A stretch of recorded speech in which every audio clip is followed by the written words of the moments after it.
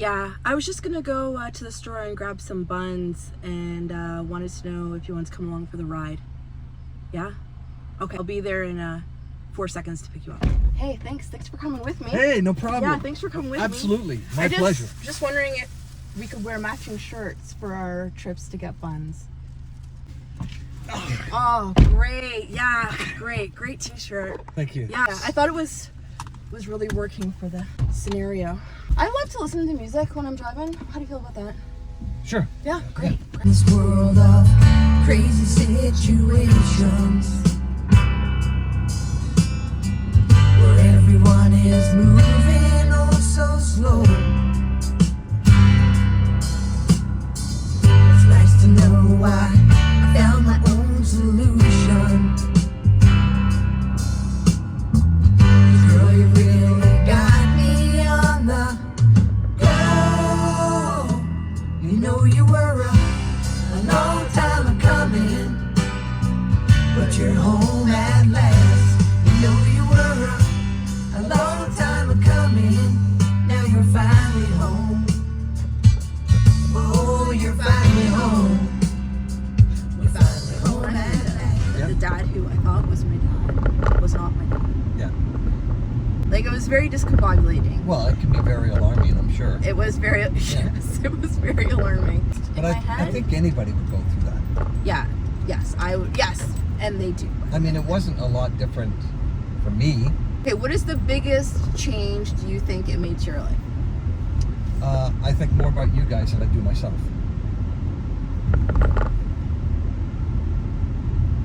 To me, it was, now all of a sudden you've got these people in your life that are a part of you, so they come first. You know, I mean, my whole life was, I never thought I had kids, and then I was blessed, right? So, I mean, it was it was a learning experience for me. It was like a waking experience, really. It was like, damn. And then if I have grandkids, it's like, woo-hoo. So, it's a life-changing, altering situation. And I do feel like that when we first met, not in person, like, but first started talking, it was like everything kind of like Made sense? Made sense. Yeah, I agree. Definitely made sense. There are a lot of things about like my personality, my interests, like singing, things like that I'm hilarious. Just like you, we're hilarious. Yeah, we like to laugh. Yeah, we do like to laugh. Hold on, can we talk about the inventory sale at the graveyard store? The headstones? Yes, apparently there's some headstones that are already engraved, so if your name is Leonard, your stone is ready. Deals. Deals. It has to be in stock though, that's it. And it's actually spelt wrong. What would you say was the biggest influence on your music? What? At that point, I would say the Eagles were. Okay, what's your favorite Eagles song? Take It to the Limit. Okay, so how did it come to be? So, my best friend asked me to make a cassette, back in those days of cassettes, of some of the stuff that I'd written so he could listen to it in his truck while he drove at night, because he was a truck driver. I went to see Glenn. I played him all the songs I'd ever written, and he went, well, I don't really like any of them, Dave. Oh my God. No, really, that's what he said. He goes, I wouldn't waste your money doing any of these. So I started playing him What You Doing to Me. And he went, oh, okay, this is a good start. We started doing the demo for What You Doing to Me. I just can't make it any longer since you went away. Yes, Jessica, sing it. The pain's been getting stronger. I just can't seem to get it through what you're doing, what you're doing to me. Okay, I'll sing this verse. Yeah. Someone will show me the way, but won't you lead me from this darkness? I don't wanna stay in a world so all alone. What you doing to me?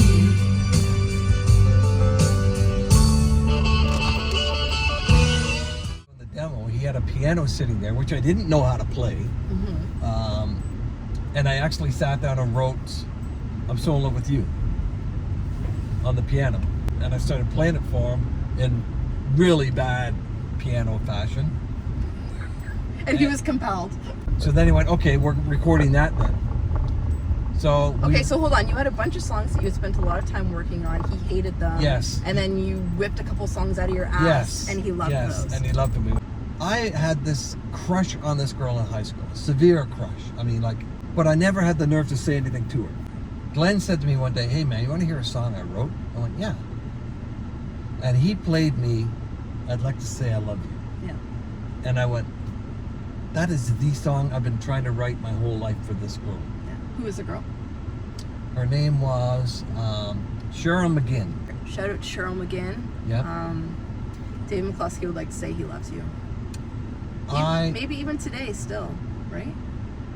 Maybe. It's a long time ago. We recorded What You Doing to Me, I'm So in Love with You, and I think we did Let Me Be Alone. So baby, let me be alone. Oh my God, pigeons humping. You're taking me higher against my desire, and I don't wanna go. That's what the pigeon just said to the other pigeon. Yeah. I'm learning to turn away. Your sweet conversation and means of persuasion really show. Let me be alone. There's a band. Should we go? Time recently started. Pull on up. You would always say, This is my favorite line. whenever I see you again, and that old flame starts to burn in, so deep within, just turn and walk away. So baby, And then while we were doing it, he goes, you know what? You should look for a record deal because these are turning out great. I decided that I was going to send them out to the record companies. Yeah. The phone rang and my dad answered the phone and somebody said, is this Dave McCluskey? And my dad went, yes. And they went, really? Dave McCluskey, the singer? And my dad went, oh, you must want my son. Hang on.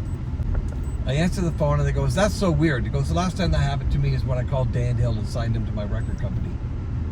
That was your omen. It was like foreshadowing. Yeah. Yeah. So I'm like, really? He goes, yeah. He goes, so listen, bring your guitar and come to this address tonight.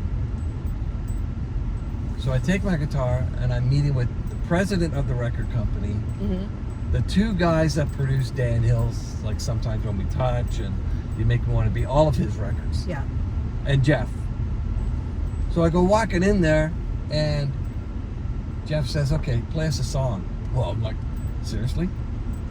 I don't even know you guys. The funny thing was, nobody actually ever said to me, hey, do you have a band? Hey, have you ever played anywhere? Nobody ever asked me that question, right? So it never came up in conversation. Maybe it was a safe assumption. I think they assumed, Yeah. yes, which was foolishness on their part. It was. I think I started playing all the time because I'd already heard the other stuff, right? I thought, Yeah. okay, I'll play something. Yeah. So I started playing that and I got halfway through it and then Fred, one of the producers, goes, okay, stop.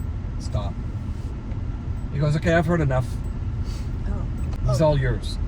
That was it? That was it. That was it. So the next day, Fred says to me, okay, be at this address at this time. Oh, and don't bring your guitar. The whole thing came down to, okay, don't really say anything, Dave. Just sing when we tell you to sing. Did that hurt your feelings? No, No. because here's me going, ooh, this is cool. That is So cool. that's what happened. That is very cool. Yeah. I like to put it, the only way I can describe it is the stars aligned. Yeah. I love that the Sobeys cashier loved our t-shirts. Yeah, It's absolutely. nice. It was a Yeah. nice walkthrough. She said it was so cute. And she's not wrong. Well, thanks for going to get buns with me.